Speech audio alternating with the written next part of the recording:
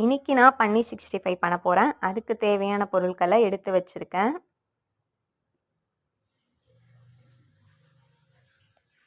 ரெண்டு spoon cornflour மாவு, 2 spoon அரிசி மாவு, இஞ்சி பூண்டு பேஸ்ட், 1 ஸ்பூன் மஞ்சத்தூள், 2 ஸ்பூன் சக்தி மசாலா தூள், 1 ஸ்பூன் கரம் மசாலா தூள், 2 பச்சை மிளகா, கொஞ்சமாக கருவேப்பிலை, 1/2 லெமன் பிழிஞ்சு விட்டுக்கிறேன்.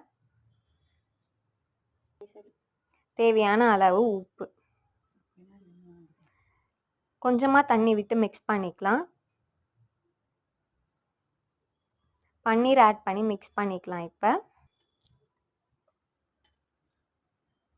இது 5 மினிட்ஸ் ஊறட்டும்.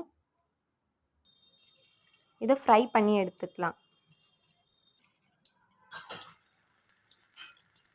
அவ்வளோதான், நம்ம தயார் பண்ண பன்னீர் 65 ரெடி. உங்களுக்கு பிடிச்சிருந்தா நீங்களும் மறக்காமல் ட்ரை பண்ணி பாருங்கள். தேங்க்யூ.